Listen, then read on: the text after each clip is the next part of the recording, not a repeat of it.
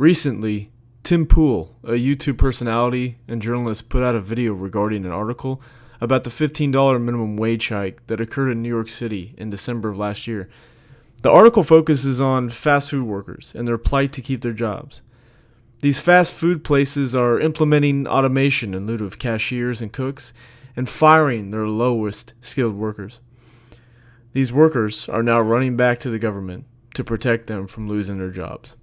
In this video, I want to focus broadly on the issue of minimum wage, since it has been in the public light for the last 5 years or so, and will be a pressing issue in this coming election next year. Okay, so in Tim's video, he speaks out of both sides of his mouth, as he is wont to do. Tim lauds the minimum wage as a progressive policy, but admits it doesn't have the desired effects when implemented, most of the time, of course.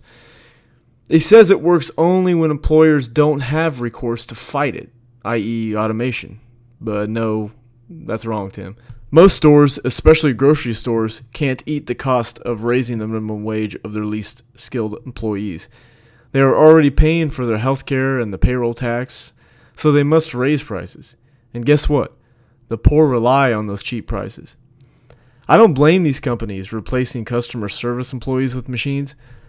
The new entitled generation, the millennials and the ones that come after, as a whole give awful customer service, is completely vapid, and are horrible employees, i.e. they're always late or they're recalcitrant. Those types of minimum wage jobs are very low skilled and are insanely easy. Most of the time, you can see them standing around as the machines do all the work, and they chat with their coworkers. And those people want a $15 an hour minimum wage. What happened to personal responsibility in the United States? In an age where you can learn anything at the cost of a monthly internet bill, there is no excuse not to learn a skill to achieve better employment. Though instead, most people spend their free time consuming vacuous media and content consumed with their phone or video games. And that's fine. They're free to do it, just as long as they leave me alone to earn money for my family. However, those people are voting for progressive policies to confiscate my and your hard-earned money. They are essentially leeches, and they are making those who work the new slaves of today. So let's throw out the minimum wage and see what the market does. Note that this thought exercise excludes the existence of a welfare state. So, in a free enterprise economy, the market would fix this organically. Automation is inevitable. It has been happening ever since man could do something with the assistance of a machine. And that's good. It has significantly lowered costs and raised the standard of living immeasurably. Creative destruction is a key part of free enterprise. I would advise not to slow its advance, since I bet most of you would prefer driving a car rather than a horse-drawn buggy. Sure, the buggy makers lost their jobs, but as a society, we were blessed with the automobile. So fighting technological advancement hurts everyone. So when automation is implemented, these low-skilled employees will inevitably lose their jobs, mainly at fast food restaurants and grocery stores, with the implementation of customer service automation.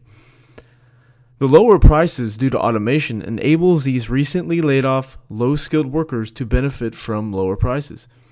The layoff will compel them to make better choices in their lives, i.e. not have kids until financially ready, increase their skill level, practice austerity in their personal lives, etc.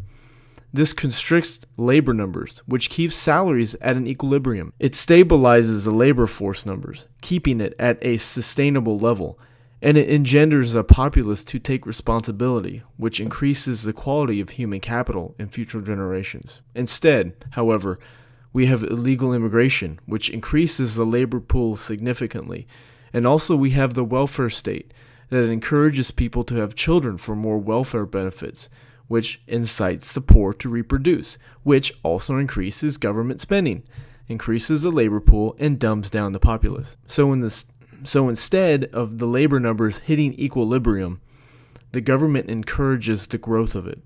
As a result, we have downward pressure on salaries because of a surplus of labor, as we concurrently have upward pressure on salaries because of horrible progressive policies that include the minimum wage and illegal immigration.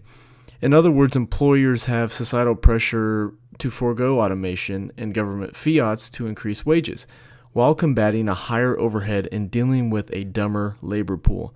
Employees are caught in the middle. We are in a mess, and this is far more complex of a problem than to just increase the minimum wage to $15.